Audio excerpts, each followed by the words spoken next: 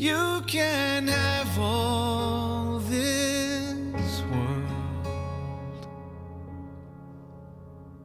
You can have all this world, but give me Jesus.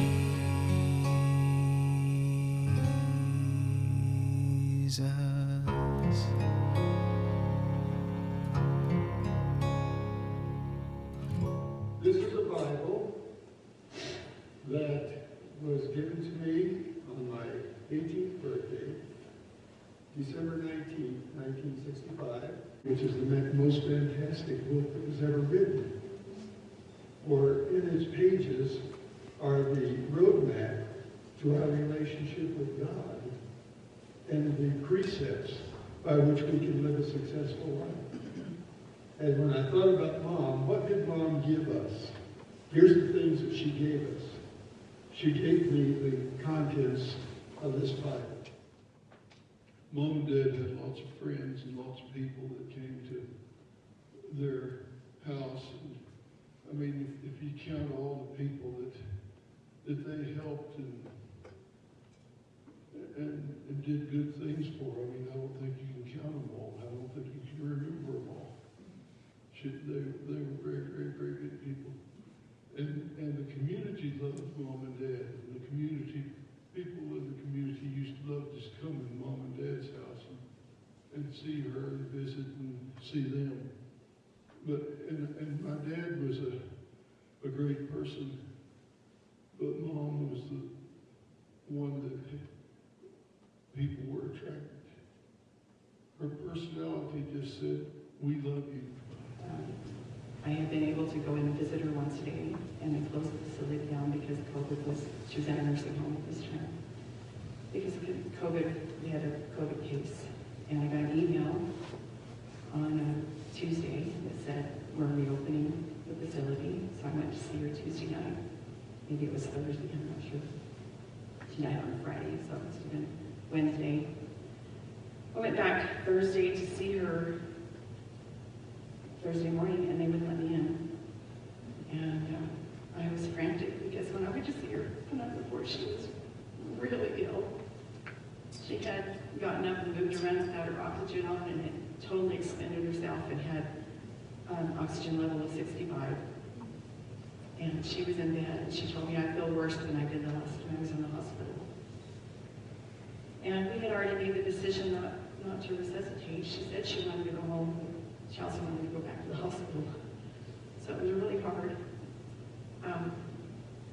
They called me later that afternoon and said I could go see Mom. So I went in, she was in bed, and I talked with her, prayed with her, and loved her, told her I loved her. She told me she loved me. She always knew me. She never didn't know anybody. I mean, she knew everybody. Sometimes she couldn't remember their names. But she knew them. And then God took her home. So she has something about Mom that maybe you didn't know, that she had a lonely child. Also, did you know music, along with her abiding faith, really defined her? For Mom, music and faith was intricately, they were bound together. Whatever that word is. But related to her loneliness, one of the first hymns that Mom learned as a child, one of her favorites, and I think throughout her life, was "What a friend we have in Jesus. All our sins and griefs to bear, what a privilege to carry everything to God in prayer." Even as Donna described in her isolation during her last days, that was a song that she would ask whenever we'd call her on FaceTime, that she would ask us to play for her. It all started way back in the day when Dad's uncle, Grady Lassiter, on his mom's side, married Mom's sister, Bertha. And that's how the McMath, Lassiter, Williams clans all became entangled together. From that point on, every family reunion we went to, the same people were there. It didn't matter which side of the family reunion we went to, the same people were there. And it became pretty complicated at that point. And that's how we lived our lives. It's no wonder Mom and Dad were that family was so important to them. Their love for Jesus affected the way they treated people. It changed their lives right where they live, right here. And when Mom died, the day Mom died, I think it was, I was talking to Johnny and Diane, and I was talking to Diane on the phone, and I heard Johnny in the background say, they don't make people like that anymore. Mom and Dad were coming back from Roswell, and they were somewhere between Encino and Willard, and they came across an accident. Bertha had died many years earlier. And Dad recognized the car, and the tow truck was there. The Dad went out and talked to the tow truck driver about the accident. And the tow truck driver says it was a fatality. The tow truck driver didn't know that that was Dad's uncle, Grady. And Dad got back in the car. And I can only imagine Bertha gone, Grady gone, and those children, Ina Jean, Bob, sister, Jerry. And I don't know what was said. I don't know if Willard met when we were there. I don't know what was said. I don't know if there was anything said at all. But I know the thoughts that Mom and Dad had. We have to take care of those children. How that must have played a part in Mom and Dad's mentality of giving and caring, and that we are all family. And that has been passed down to us. And Johnny, I agree with your words. They don't make people like that anymore. But if you allow me, I'll just add one more sentence to that statement. They don't make people like that anymore unless we choose to be that people.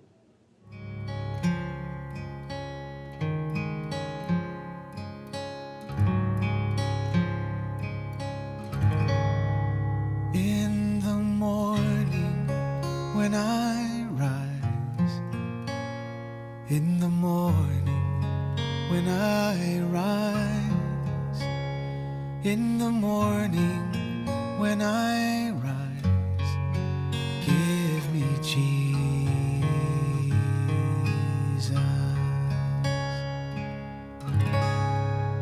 Give me Jesus.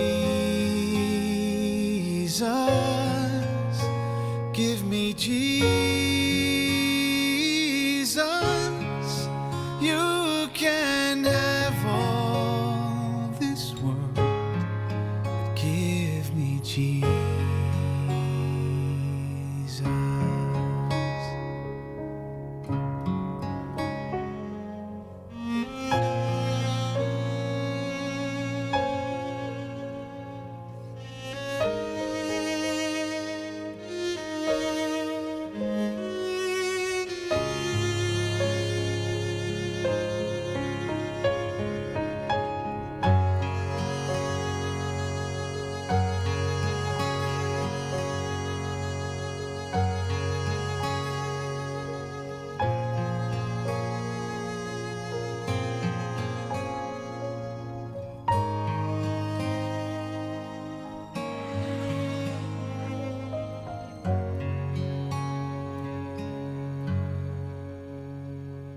And when I come to die, oh, and when I come to die, and when I come to die, give me Jesus.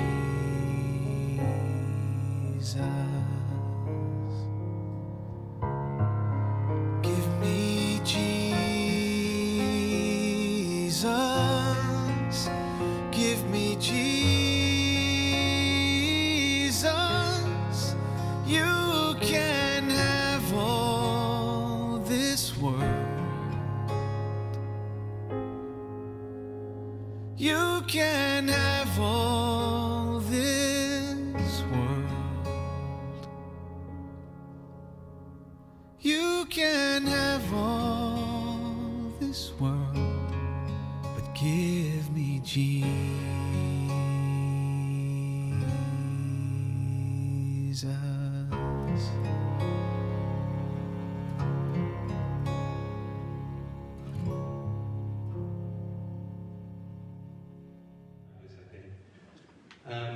I know that we're all so very thankful for what a joyful, lovely, peaceful, kind, thoughtful person she was.